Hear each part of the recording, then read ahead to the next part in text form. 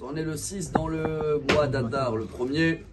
Et comme on baigne en ce moment dans les parachas où il y a tous les matériels qui a été utilisé pour construire le tabernacle, vous allez voir qu'il y a le bois qui était très très important, qui était déjà tous les poteaux qui avaient 48, 12 dans chaque côté.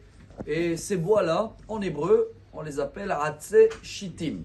Alors je ne sais pas, ça va aider de voir comment ils s'appellent en français. C'est pas la cèdre de Libanais, ça c'est laisser tomber le Liban pour l'instant. C'est un autre arbre, je ne sais pas comment il s'appelle en français. Il y en a qui disent c'est acacia ou acacia. Ah bah voilà, alors c'est très bien. C'est pareil comme en anglais. Cet arbre-là, en tous les cas en hébreu, quand on appelle Shita, c'est aussi un mouvement.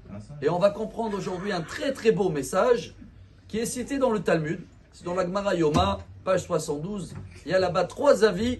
Pourquoi la Torah nous demande d'avoir absolument ce bois-là comme une matière première très importante. Et pour les 48 poteaux, et même pour les ustensiles, la table, l'arche pour les tables de la loi, tout était avec du bois, des fois recouvert de l'or ou de l'argent ou de cuivre. Mais pourquoi ce bois-là? Alors bien avant, Rashi amène le Midrash, et vous connaissez tous que ces arbres-là, ils étaient plantés apparemment depuis Yaakov. J'ai trouvé une autre version dans le Midrash aussi depuis Abraham, mais c'est Yaakov qui les a préparés quand il est descendu en Égypte avant l'exil. Et il savait qu'en sortant d'Égypte, ils vont avoir besoin d'utiliser ces bois-là pour construire le tabernacle.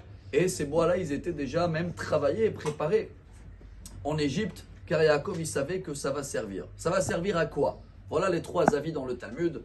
Dans la paracha, c'est marqué Atse Shittim Ondim. Ils doivent être droits. Premier rabbin, il dit Kederer Gdilatam. On ne peut pas les mettre à l'envers. Dans l'art, vous savez, il y a de design, il y a une décoration. Chaque planche n'est pas pareil comme l'autre. Alors ça doit être comme il pousse. De bas, des branches de bois, de bas vers le haut. Deuxième avis, ça doit être fort. En med, ça veut dire costaud pour pouvoir tenir pendant longtemps. Et la troisième avis, et voilà le message pour nous, celle-là elle est très belle. Amdim, ça veut dire Kayamim Larad.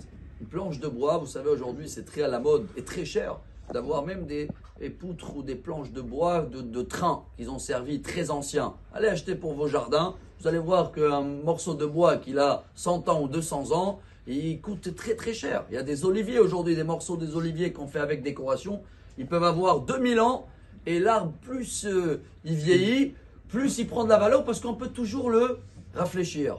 On peut le poncer, le redonner une vie.